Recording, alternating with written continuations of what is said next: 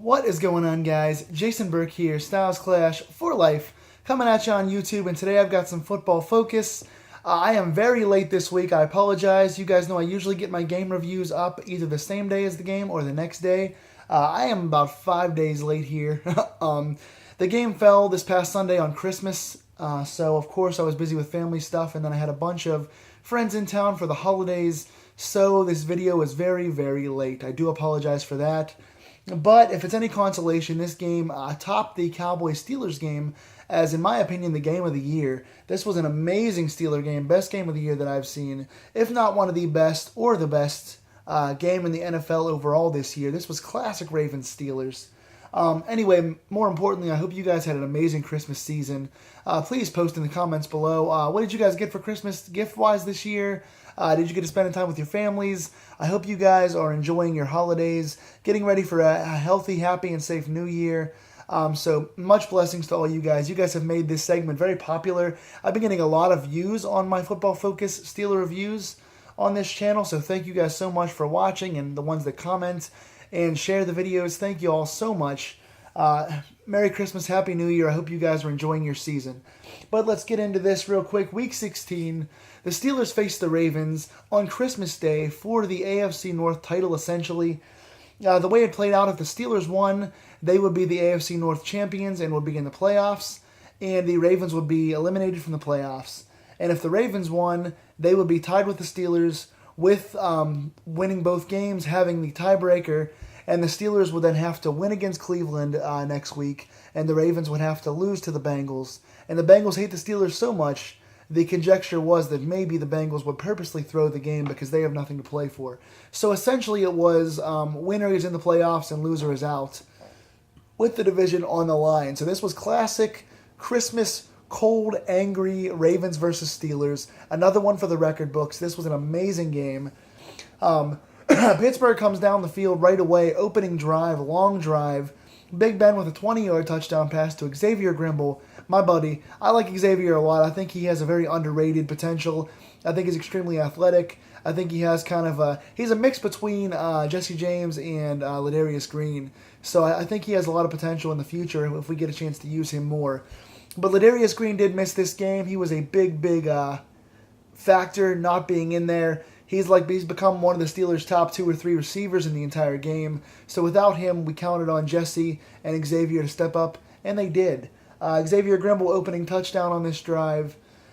Pittsburgh goes up 7-0, and it looks pretty good right away. They hold Baltimore to a punt, and it looks as if Pittsburgh is going to get rolling here.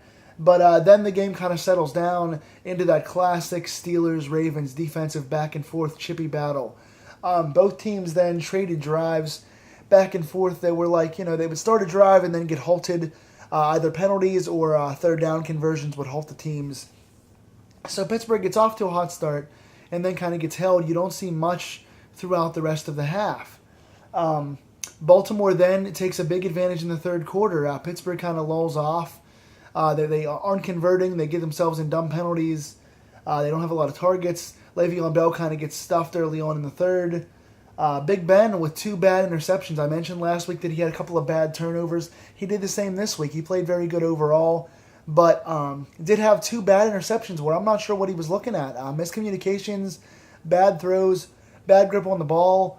Just 2 bad turnovers that caused Baltimore to go up by 10 heading into the fourth quarter. So with about 13 minutes left in the game, Baltimore is ahead by 10, and Ben turns the ball over, and it seems like this game is going to be over.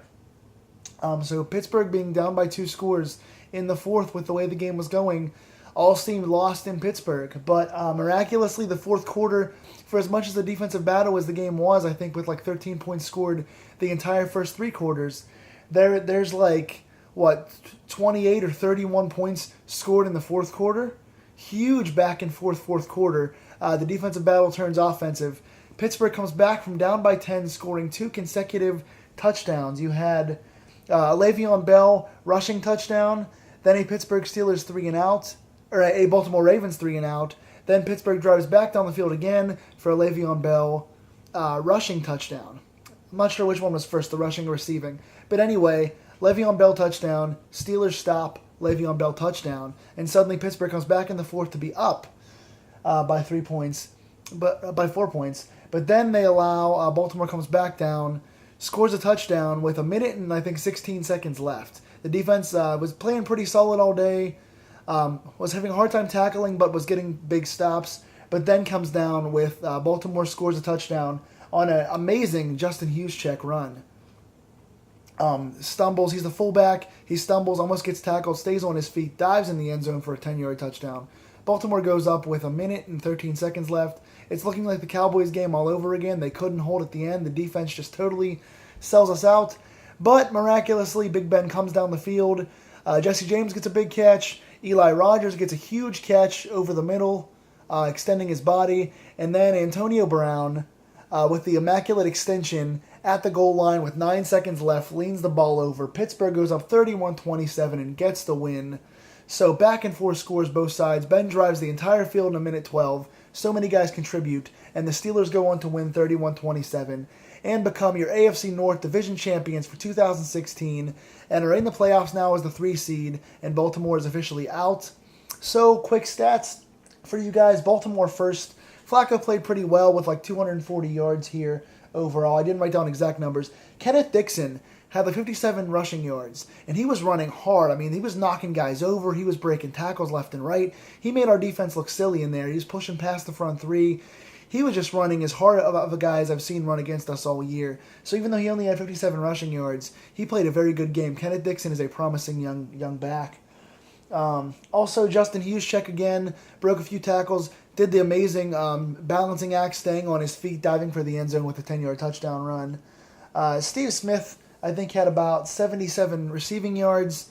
He's an amazing player. He announced that he's officially going to be retiring after this season, which means next week's game against Cincinnati is his final game. He's played an amazing career in Baltimore and Carolina. Thank you, Steve Smith. You are a gutsy, hard-fought, physical, passionate player, and you are everything the NFL is supposed to be about. You belong in a Pittsburgh Steelers jersey, my friend, because you play much like us. Mad respect, Steve Smith. Thank you for all you've done.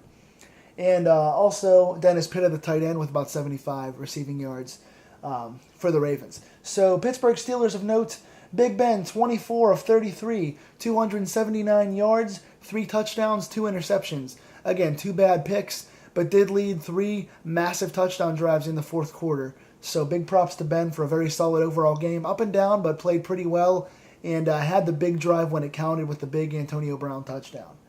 Le'Veon Bell, another huge day. No big surprise here. On both sides of the field, 20 rushes for 122 yards and a touchdown, plus another 3 catches for 15 yards receiving and a receiving touchdown. Again, had 2 fourth-quarter touchdowns, 1 on the ground, 1 through the air. Huge day for Le'Veon Bell.